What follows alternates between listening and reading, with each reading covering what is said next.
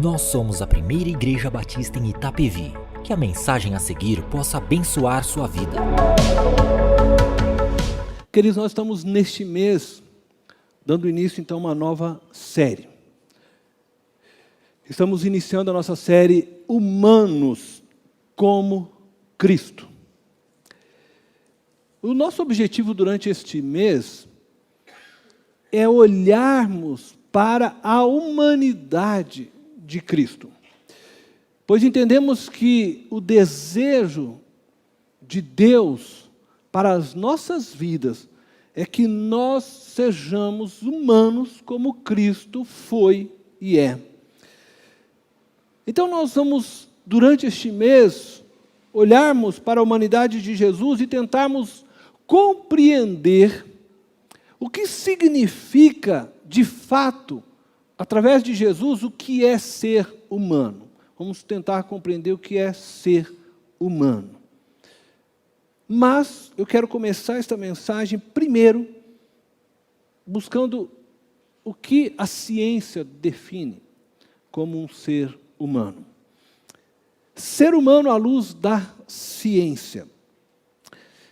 Nós sabemos que ser humano, este termo, esta palavra, ela é utilizada pelas diversas ciências, né? Por suas diversas disciplinas, antropologia, filosofia, biologia, sociologia e outras, para caracterizar a espécie viva, evolutiva, que se difere das demais, tendo como característica maior a capacidade de pensar, a inteligência, o raciocinar. Para a ciência, de maneira geral, um ser humano, ele pertence à espécie conhecida como Homo sapiens. Homo, aí é homem, né? Sapiens, sábio, o homem sábio. Que, segundo a teoria da evolução, é o resultado de um processo evolutivo dos primatas, conhecidos como hominídeos. Bom, para a teoria da evolução, você veio do macaco. Ou, se você quiser voltar um pouco mais, você veio lá de uma ameba. Então você pode olhar para o outro e falar assim, é uma ameba, cara. Afinal de contas, né? Se isso tem fundamento algum, né? Mas preste atenção no que eu vou dizer agora. A teoria da evolução é uma teoria. A própria palavra já diz. Isso significa que não existe base científica que a torne verdadeira, que dá a ela sustentação para deixar de ser uma teoria. Contudo, a maior parte das escolas, das faculdades, universidades, do mundo acadêmico, tentam vender esta teoria como uma verdade absoluta sobre a origem do ser humano. Entretanto, recentemente, se assim podemos dizer, essa teoria ela tem sido atacada, ela tem sido contestada por diversos cientistas. E não só cientistas cristãos, mas ateus e de outras tantas ideologias e religiosidades. Durante 150 anos, a evolução darwiniana, né, ela foi considerada incontestável. E atualmente, então, tem sido questionada por um grupo de cientistas que acreditam que o que trouxe a vida ao ser humano não foi uma ação de processos naturais, não coordenados, não planejados, mas acreditam sim que foi um processo de uma ação intencional. E estes cientistas que têm defendido atualmente essa tese, eles são adeptos da teoria do design inteligente, segundo a qual fomos planejados, então, por uma ação inteligente. Eu vou trazer, nessa noite, apenas 2 destes cientistas que têm defendido esta teoria, embora existam muitos outros, mas apresentar aqui apenas 2. Um deles chama Marcus Eberlin. Marcus Eberlin, ele é doutor em Química pela Universidade Estadual de Campinas, pós-doutor pelo Laboratório Aston de Espectrometria de Massas da Universidade Americana de Purdue, Estados Unidos. Bom, ele explica, contra essa teoria darwiniana, que os chimpanzés possuem 24 pares de cromossomos e nós apenas 23. E que os DNAs das duas espécies são 33% diferentes e as proteínas 80%. A fusão cromossômica que se imaginou um dia, então, reduzir os nossos cromossomos de 24 para 23, segundo ele, nunca ocorreu. O cromossomo, afirma Marcus Eberlin, é a coisa mais preservada do mundo. Ninguém mexe em um software. Nosso cromossomo Y é totalmente diferente do cromossomo Y dos chimpanzés. E ele diz o seguinte: nós somos tão parecidos com eles, em cromossomo Y, como somos com as galinhas. Quer dizer, ele quer mostrar que não existe nada em nós de igualdade com os chimpanzés. Se você ainda achava que você era um macaco, você vai perder a esperança hoje. Outro cientista, chamado Kelson Mota, ele é doutor em Fisioquímica pela Universidade de São Paulo, a USP. Ele é professor de Fisioquímica da Universidade Federal do Amazonas e coordenador do grupo de pesquisa em Química Teórica e Computacional da mesma universidade. Ele defende que a TDI, então ele está falando deste grupo de cientistas, é uma abordagem de cunho científico, não religioso, ainda que sua premissa básica seja a de que o funcionamento das coisas, tal como as vemos hoje, não é fruto de colisões ao acaso e de uma evolução não racional, mas de um planejamento inteligente. Entre os membros dessa comunidade científica, ele afirma, existem representantes ateus, agnósticos, católicos, batistas e de muitas outras religiões. Mas isso, segundo Kelson, é irrelevante para a fundamentação teórica da TDI. Enfim, eu poderia apresentar muitos outros cientistas que se apresentam e têm se colocado contra essa teoria da evolução, mostrando hoje cientificamente que não tem como ter ocorrido tal feito. Para alguns, e eu diria para muitos ainda, dentro desta vida acadêmica, o que diferencia o ser humano dos demais seres é a sua capacidade de raciocinar, de construir pensamentos lógicos, aliados à sua capacidade de amar e de sentir emoções. Se nós sairmos e você fizer uma pergunta simples para alguém, seja ele cientista ou não, mas o que caracteriza um ser humano? A pessoa vai dizer para você, o ser humano ele é caracterizado pela capacidade de raciocinar e de amar. Normalmente é isso que as pessoas dizem.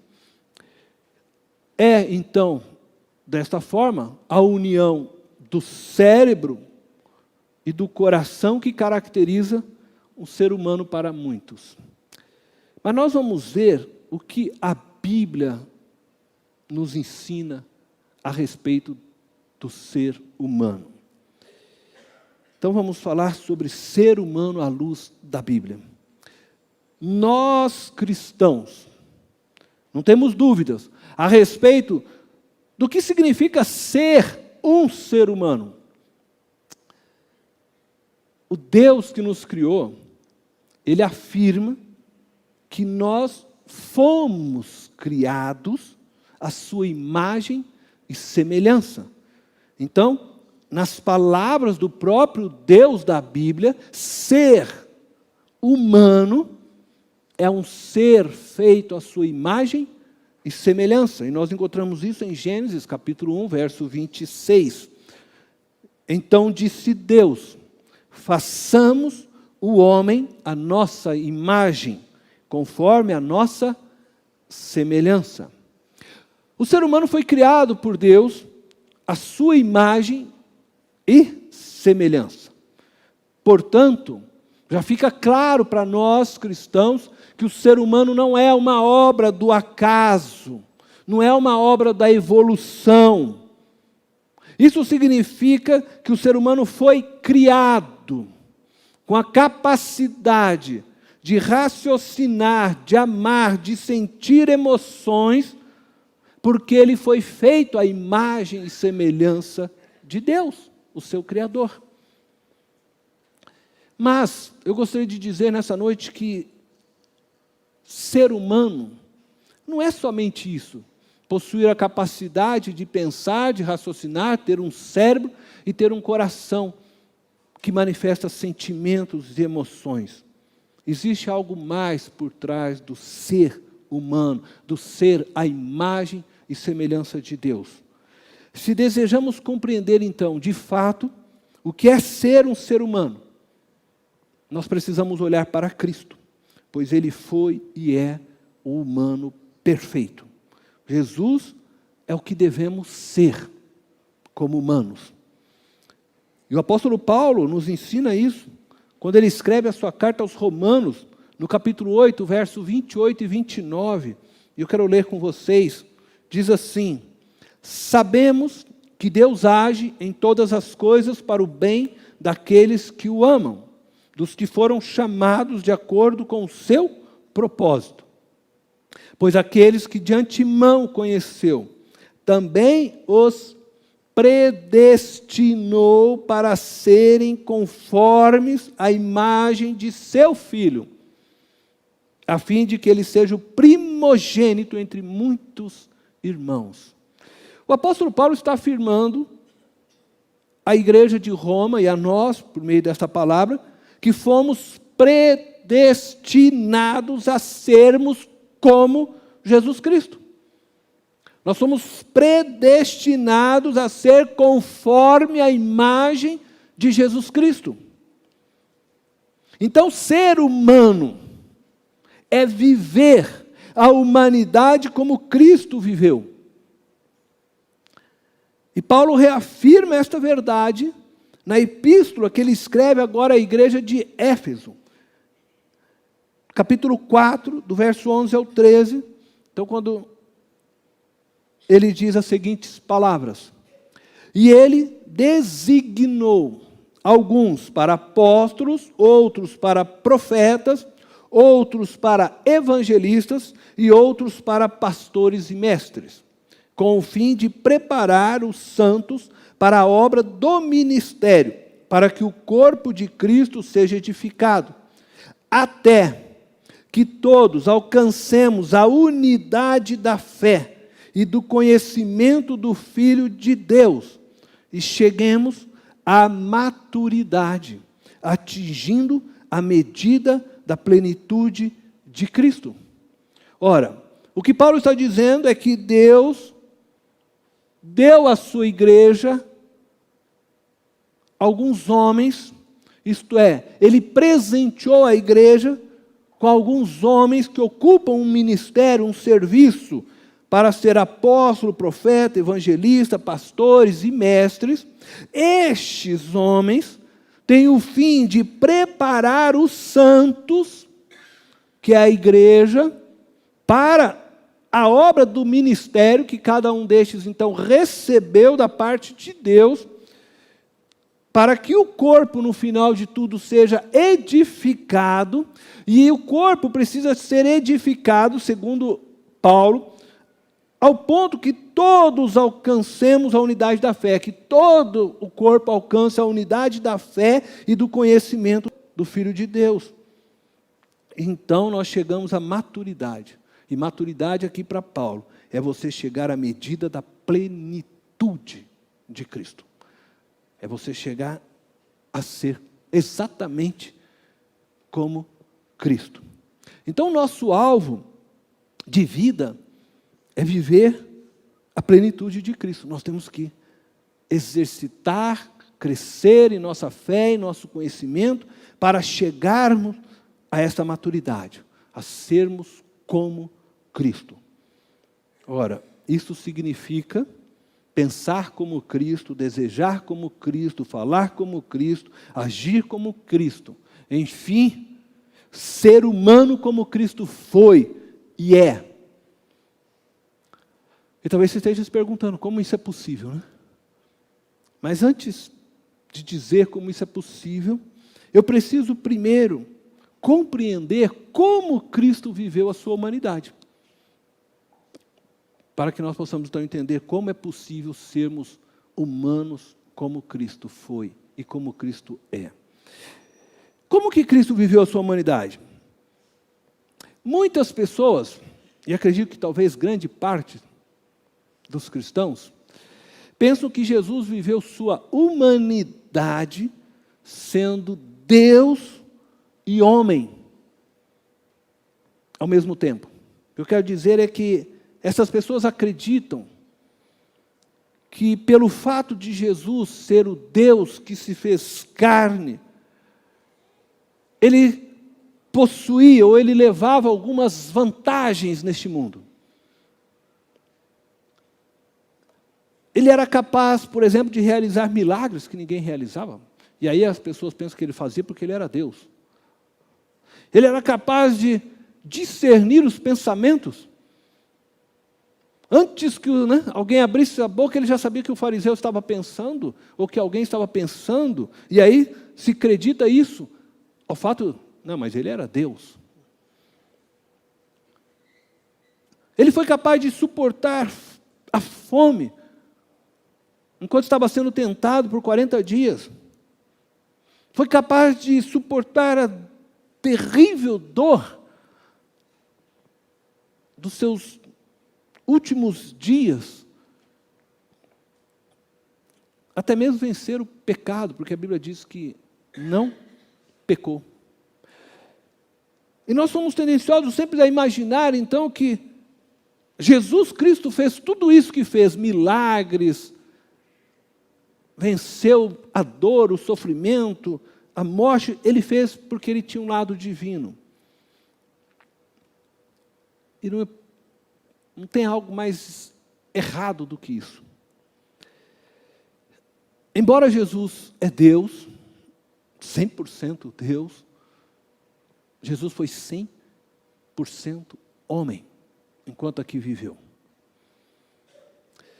Jesus viveu 100% a sua humanidade. Tudo que Jesus realizou, ele o fez sendo homem, e somente homem. Jesus se esvaziou, segundo as palavras da Bíblia e do apóstolo Paulo, completamente do ser divino para viver como homem, como eu e você. E veja, o apóstolo Paulo descreve isso na sua carta aos Filipenses, no capítulo 2, versículos 5 ao 7, diz assim: seja a atitude de vocês a mesma de Cristo Jesus, que, embora sendo Deus, não considerou que o ser igual a Deus era algo a que devia apegar-se. mas esvaziou-se a si mesmo, vindo a ser servo, tornando-se semelhante aos homens.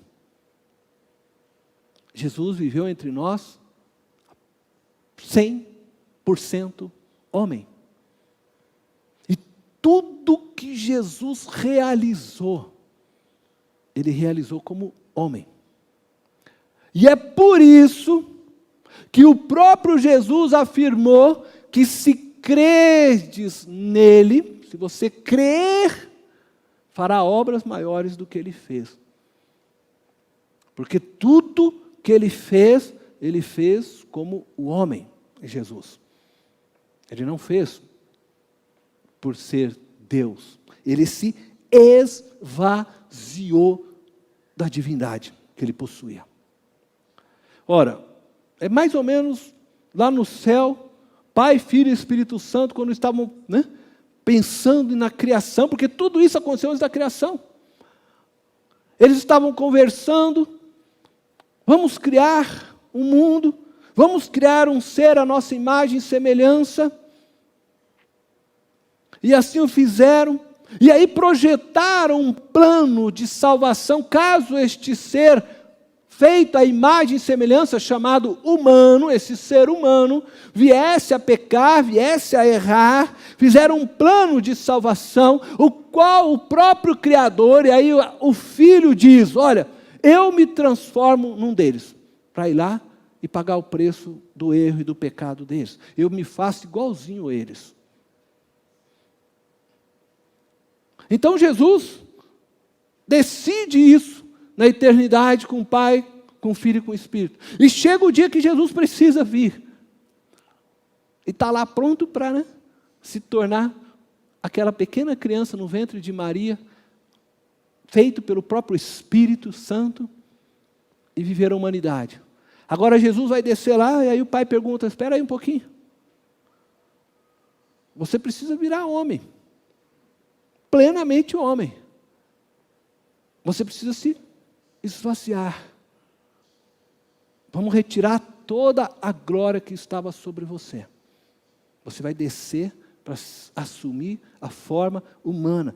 Por isso o texto diz o quê? Que ele se esvaziou, tornando-se servo, tornando-se homem. Não, você não pode descer dessa forma, porque senão você vai ser um Superman lá embaixo. Você vai descer cheio de poderes? Não pode. Você tem que ser homem para você morrer como homem e dessa forma pagar o preço do homem.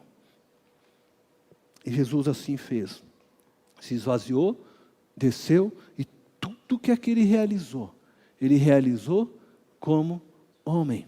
Porque se fosse diferente, se não fosse Jesus 100% homem, poderia ser contestado aquilo que ele fez. Não, você não foi 100% homem. Jesus veio e foi 100% homem. Nem Satanás, nem o inferno, nem ninguém pode contestar que ali morreu o homem, pagando o preço do pecado da humanidade. E é interessante que em Filipenses capítulo 2, versículo 8, diz assim, e sendo encontrado em forma humana, agora preste atenção, sendo encontrado em forma humana, Jesus estava o quê? Em forma humana, humilhou-se. Eu fico pensando quando eu leio esse texto que existe duas humilhações. A primeira é que ele precisa deixar toda a glória já, E eu vou ser homem. Mas agora parece que quando a gente está lendo isso aqui, Paulo está dizendo que mesmo em forma humana, ele ainda precisou se humilhar ainda. Quer dizer, ele já se humilhou para se tornar homem, mas agora sendo homem, em forma humana, ele ainda viveu humildemente. Humilhou-se a si mesmo e foi obediente como homem até a morte, e morte de cruz. Jesus humilhou-se e foi obediente. Sabe o que isso significa? Aqui estão as duas características que fazem Jesus o humano perfeito. Essas duas palavrinhas, elas são essenciais para nós entendermos o que é de fato ser humano. Porque Jesus se esvazia, segundo o apóstolo Paulo, assume a forma humana de servo, e sendo já encontrado em forma humana, se humilhou e foi obediente até a morte, e morte de cruz. O que difere a humanidade de Jesus da humanidade do primeiro Adão no Éden é a decisão de viver rendido ao poder do Espírito de Deus em todo o tempo. Jesus abriu mão de tudo para viver submisso ao Espírito Santo de Deus, enquanto o primeiro Adão no Éden decidiu viver independente de Deus. Jesus, o segundo Adão, faz o inverso. Enquanto o primeiro Adão acreditou que poderia ser autossuficiente, autoexistente, autodeterminante, e ele encontrou morte, o segundo Adão, ele vem e vive uma vida rendida, totalmente, absolutamente nas mãos do Espírito Santo de Deus. Dessa forma ele se humilhou, se esvaziou da glória para viver na dependência agora de Deus. Porque ser humano é viver na dependência absoluta e total do Espírito Santo de Deus. E dessa forma foi obediente até a morte. E morte de cruz. Esta é a atitude a que Paulo se refere ao dizer que ele se humilhou.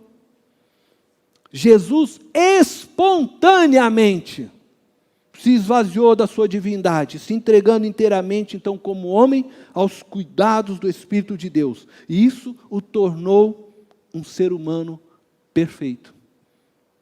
O nosso problema é o mesmo do primeiro Adão no Éden. Nós não vivemos a nossa humanidade 100%. Porque quanto mais nos esvaziarmos de nós mesmos, mais nós poderemos ser cheios do Espírito de Deus. Entretanto, nós somos tendenciosos a nos enchermos de nós mesmos e nos esvaziarmos do Espírito de Deus. Fazemos quase sempre isto. E por isso nós não conseguimos viver a humanidade da forma como Cristo a viveu e como Cristo a vive.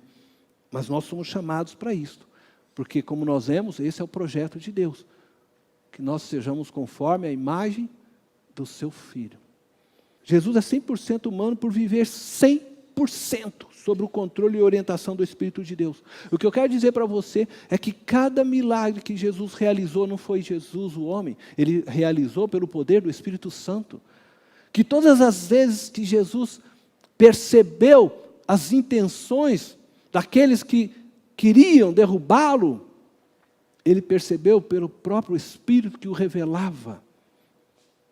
Tudo que Jesus fez e viveu foi pelo poder do Espírito Santo, como um humano entregue totalmente sob a direção do Espírito Santo. O que nos torna humano não é simplesmente nós termos um cérebro para pensar, e não é simplesmente ter um coração para chorar e se alegrar, para amar, mas é vivermos totalmente rendidos ao Espírito de Deus.